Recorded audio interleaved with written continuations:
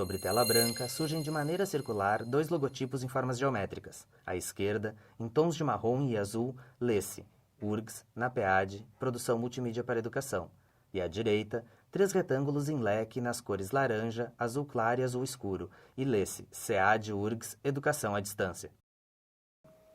Eu sou Mimi Aragon, sou audiodescritora, uma das sócias da OVNI Acessibilidade Universal.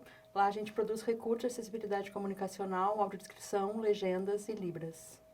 Eu vou aproveitar para me descrever, então. Eu sou uma mulher de 47 anos, sou branca, tenho os cabelos curtos, grisalhos, sou gordinha, estou usando uma camiseta roxa, uma bermuda preta que não aparece no vídeo, e sapatos vermelhos.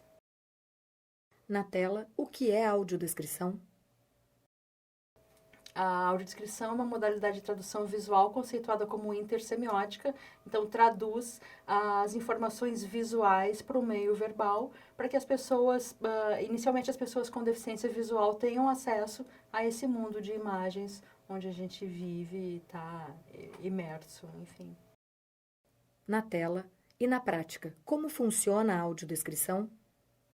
Então, tudo que a gente pode ver pode ser descrito, né? Não existe restrição nenhuma.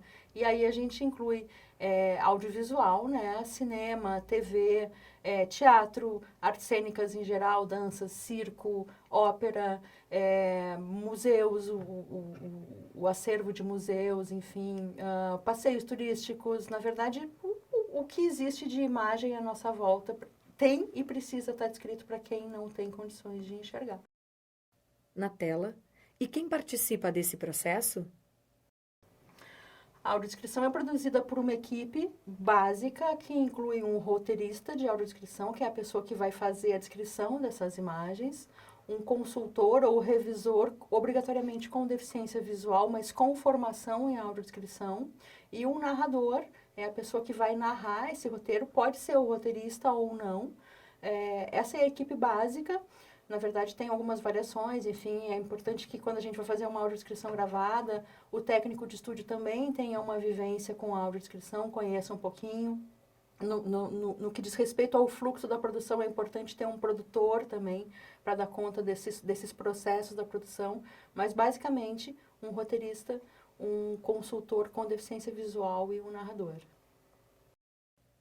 Na tela e nesse mundo visual, quem faz esse trabalho e como é a formação desse profissional? É preciso que esse profissional tenha uma formação específica. O fato de tu descrever a imagem para um amigo que tem deficiência visual não te transforma num audiodescritor. O fato de tu ter deficiência visual não te transforma num consultor em audiodescrição.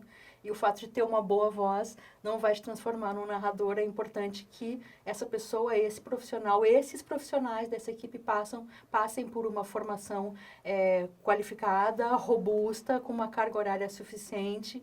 Eu, pessoalmente, entendo e acredito que as pessoas que vêm das áreas da letras, da comunicação, das artes, vão ter uma facilidade um pouco maior nessa formação. Hoje, a formação no Brasil, ela se dá em nível de pós-graduação, né?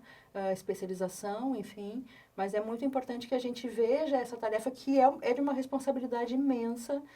Nós somos os olhos das pessoas e a gente precisa estar efetivamente preparado para poder prestar esse serviço de uma forma qualificada e que respeite efetivamente os direitos das pessoas com deficiência de consumir produtos culturais, de consumir educação, de consumir turismo, lazer, o que seja. Na tela, como é o reconhecimento da profissão e dos espaços que contam e precisam de audiodescrição? A gente está num processo burocrático ainda de reconhecimento, de regulamentação da profissão. Ainda é uma atividade muito nova no Brasil, né?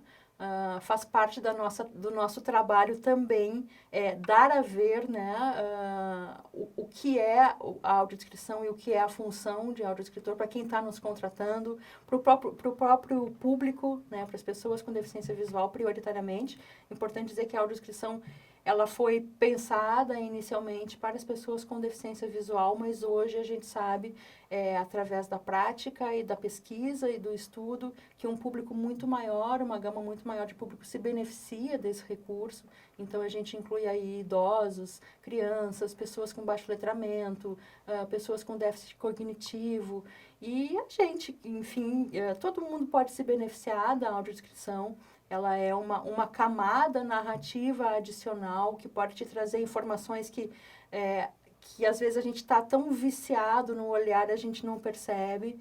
E essa camada adicional, ela pode te ajudar a compreender produtos culturais de uma outra forma e ter contato com esse produto de uma outra forma. Na tela. E no momento da descrição, descrevemos apenas aquilo que vemos ou podemos usar a subjetividade? Como se encaixam na audiodescrição a objetividade e a subjetividade? Eu acho que isso passa muito pelo tipo de produto que a gente está descrevendo. Se eu vou descrever, por exemplo, um catálogo de uma fábrica de tratores, eu não vou usar uma linguagem poética, eu não vou me valer de recursos como metáforas, enfim, na verdade, uma linguagem um pouco mais poética. Eu vou precisar usar uma linguagem mais objetiva. Por outro lado, se eu estou descrevendo uma obra de arte, uma tela do Van Gogh, eu não vou poder usar uma linguagem objetiva e que, enfim, naquela tela ali tem muito mais do que a gente simplesmente está vendo. A Noite Estrelada tem muito mais do que uma noite com o céu azulado e estrelas claras ali, né? Então, a gente tem que buscar se valer de uma linguagem um pouco mais poética, um pouco mais subjetiva, para poder trazer aquela emoção que um vidente tem ao enxergar uma tela, né? Uma pintura, uma obra de arte, enfim. Então, a objetividade ela é necessária, mas ela nem sempre vai ser usada para todos os produtos que a gente vai estar descrevendo. Na tela.